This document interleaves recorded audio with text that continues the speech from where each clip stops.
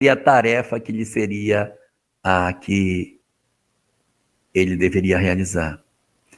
Porque uma vez que a mensagem é universal, qual seria o papel? Divulgar essa mensagem. Mas Israel não divulga. Israel guarda, até guarda mais do que deveria, a mensagem só para si. 1.300 anos depois da chegada de Moisés, o mundo estava do mesmo jeito do ponto de vista da evolução do pensamento religioso.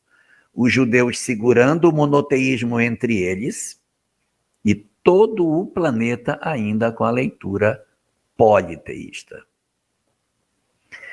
Jesus vai renascer exatamente nesse mesmo povo.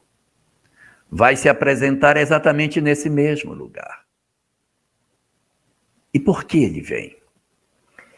Ele vem para trazer a mensagem mais importante que se poderia esperar.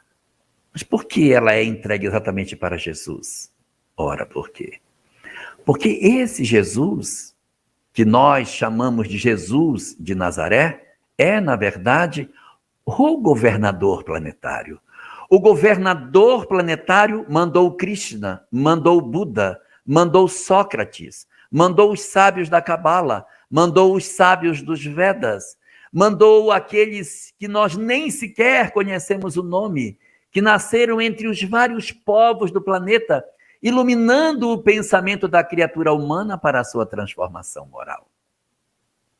Os embaixadores do governador planetário desceram sob a face do planeta para acordar os homens para a transformação moral. O próprio governador planetário enviou Moisés para ser a primeira das revelações universais. Mas havia uma segunda revelação a ser oferecida. E essa segunda revelação, o governador planetário disse: esta eu não delegarei. Essa segunda revelação, eu mesmo descerei para levá-la aos homens. O próprio governador planetário, o Senhor que coordena a história da Terra desde o princípio, nasce sobre o planeta. Os profetas de Israel vão recebendo notícias de fragmentos do seu planejamento espiritual e vão falando das profecias de que um homem singular nasceria. E, de repente, depois de tantos séculos de profecias entre os hebreus, nasce o Messias, Jesus, conhecido como Jesus de Nazaré, a encarnação do governador planetário.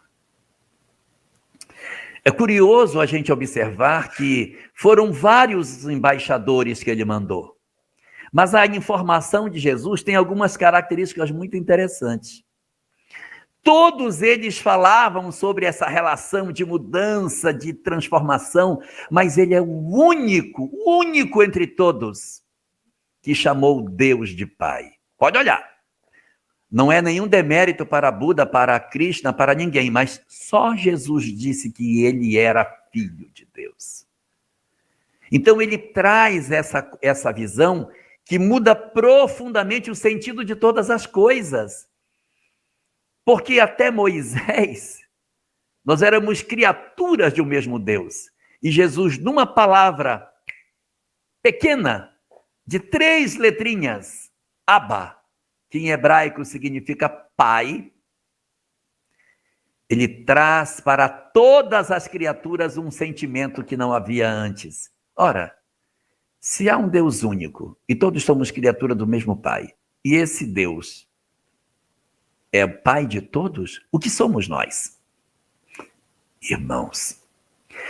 Jesus inaugura o sentido de fraternidade universal com uma palavrinha. Se Deus é Pai, nós somos todos irmãos. Acabou a diferença entre as criaturas. Eu não somente sou parecido com o outro por ser criatura do mesmo Senhor, mas agora mais do que isso, nós somos todos irmãos, ricos, pobres, do Oriente, do Ocidente, do ontem, do hoje, homens, mulheres, jovens e velhos, nós somos todos agora filhos de um mesmo Pai. E ele vai trazer uma mensagem interessantíssima, porque a gente pode imaginar assim, poxa, mas se todos vieram falar sobre vida após a morte, vieram falar sobre isso, já pensou o que o governador não vai trazer?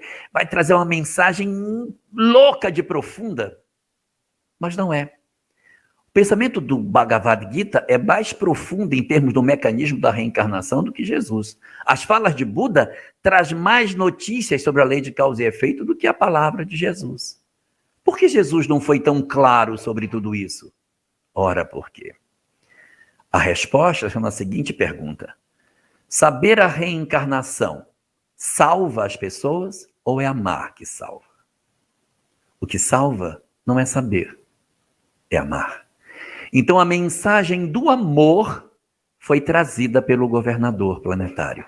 Ele impregnou de tanto amor a sua mensagem, ele colocou tanta intensidade de amor e de perdão, que ele é o único desses grandes iluminados que passou pela humanidade, que após a sua partida, os seus discípulos criaram instituições para socorrer os miseráveis. Olha a Casa do Caminho, onde se juntava miseráveis, famintos, desgraçados, para recolhê-los e realizar o trabalho de atendimento por amor. Então ele vai oferecer a chave da libertação, a chave da reforma íntima, é o amor. Não é necessário o pensamento complexo, não precisa de coisa complexa, basta amar.